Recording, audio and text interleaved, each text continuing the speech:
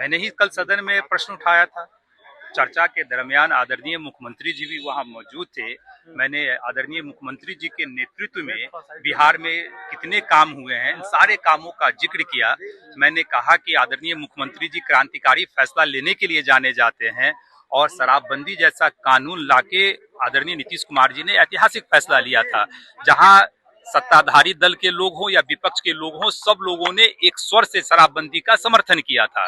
तो आदरणीय मुख्यमंत्री जी इस तरह का क्रांतिकारी फैसला लेते हैं, लेकिन मैं सदन के माध्यम से मैंने अपनी मुख्यमंत्री जी से विनम्रता पूर्वक और पूरे आत्मविश्वास के साथ मैंने मुख्यमंत्री जी से आग्रह किया कि अब समय आ गया है कि शराबबंदी की विस्तृत समीक्षा होनी चाहिए। और आदरणीय मुख्यमंत्री जी समय समय पर जितने भी कानून बनते हैं उसकी समीक्षा करते भी हैं। आखिर 10 साल से ज्यादा लंबा वक्त हो गया शराबबंदी का, तो शराबबंदी का क्या फायदा हमको हुआ, क्या नुकसान हुआ, इसकी विस्तृत समीक्षा की बात मैंने सदन के माध्यम से आदरणीय मुख्यमंत्री जी से आग्रह किया। मुझे पूरा विश्वास है अपने सरकार पे, आदरणीय मुख्यमंत्री जी पे, विकास पुरुष पे, कि निश्चित रूप से समय रहते उसकी समीक्षा भी करेगी। जहां कहीं कुछ कमियां हैं उस कमियों को भी दूर किया जाएगा। शराबबंदी लागू रहे या उसको हटाने की आवश्यकता है, जब विस्तृत समीक्षा होगी तो तमाम पहलुओं पे जैसे चर्चा भी जैसे होगी। विपक्ष जो है आरोप लगा रहा है कि जो अंदर सदन में बैठते हैं सदस्य, अगर उनका भी जांच हो तो वो भी शराब पी कर। अरे विपक्ष के लोग क्या कहते हैं, नहीं कहते हैं। विपक्ष के नेता आए थे सदन में, तेजस्वी यादव जी बोल नहीं पा रहे थे, लड़खड़ा रहा था उनका। तो क्या आप अनुमान लगाइए, विपक्ष के लोग इस तरह के बेबुनियाद बातें करें। हम तो अपनी ही सरकार से मांग किए, इसीलिए मांग किए ना कि उसकी समीक्षा होनी चाहिए।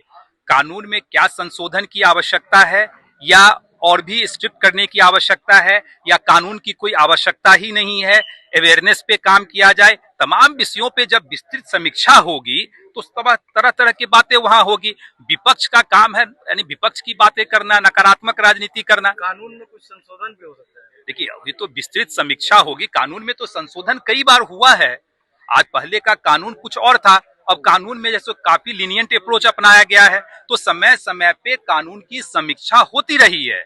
और आदरणीय मुख्यमंत्री जी विकास पुरुष इस चीज के लिए जाने जाते हैं। तो मैंने सदन के माध्यम से यही अपने मुख्यमंत्री जी से आग्रह किया कि अब समय आ गया है कि समीक्षा नहीं, विस्तृत समीक्षा जो है शराबबंदी पे होनी चाहिए।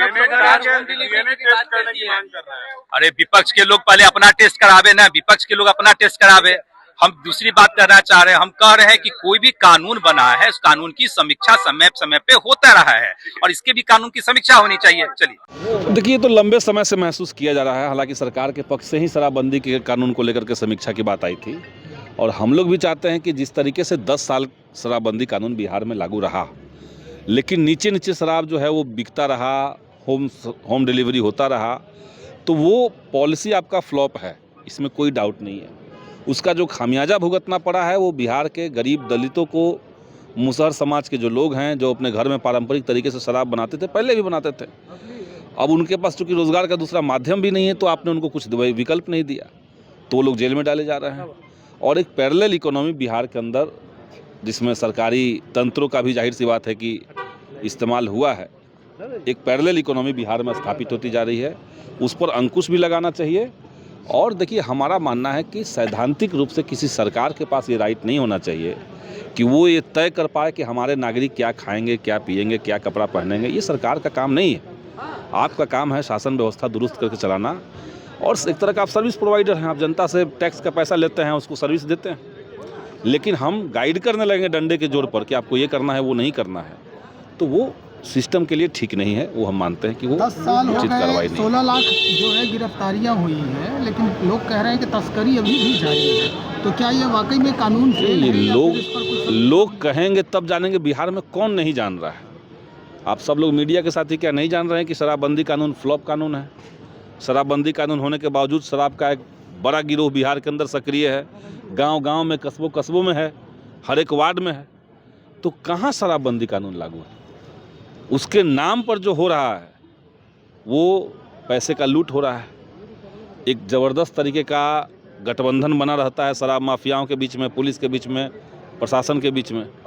और एक पैरेलल इकोनॉमी बिहार में चल रही है, तो सब लोग जानते हैं। जांच कराने की बात कही जा रही है कि युवाओं का भविष्य खराब हो रहा है। लोग हैं उनका डीएनए चेक होना चाहिए। लोग भी शराब का सेवन करते हैं। डीएनए चेक करे क्या कीजिएगा?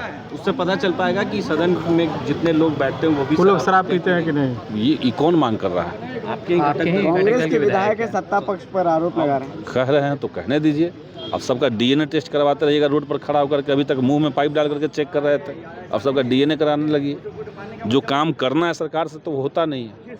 कल सदन के अंदर ग्रामीण विकास विभाग पे चर्चा थी, आप लोग भी सुने होंगे। जीविका को लेकर के सरकार लगभग 2 घंटे तक आत्मूख तरीके से बात रखती रही, लेकिन उसी जीविका में एक सर्वविदित बात हुआ है, घटना हुई है कि 1000 करोड़ से ज़्यादा का इनिशियल कैपिटलाइजेशन फंड जो होता है, जो सरकार ऊपर से प्रोवाइड करती है, जीविका संगठनों तक वो जाता है, उसका हिसाब का आता पता ही नहीं है।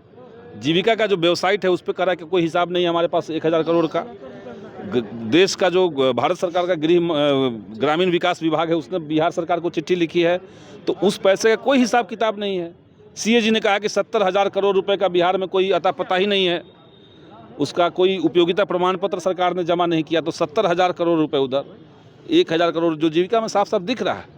तो इन तमाम मुद्दों को लेकर के अगर कोई कार्रवाई होती, अगर सच में ईडी और सीबीआई जैसे बॉडीज जो देश के अंदर थे वो स्वतंत्र होते, तो क्या सरकार के कोई इसका जवाब नहीं देना पड़ता? लोग जेल में नहीं जाते। और अधिकारियों पर शराब के ये जो है आरोप है उन पर, वो लोग भी सेवन करते हैं। तस्करियों से अधिकारी भी हैं। आप देखिए, हम तो कोई सर्टिफिकेट लेके नहीं चल रहे हैं कि हम किसी को थमा दे कि भाई आप करते हैं आप नहीं करते हैं, तो ये तो कोई इश्यू ही नहीं है। मतलब आपको लगता है कि ये लोग अब हमको लगने से वो दारू पीने लगेंगे, हम नहीं लगने से वो नहीं पिएंगे।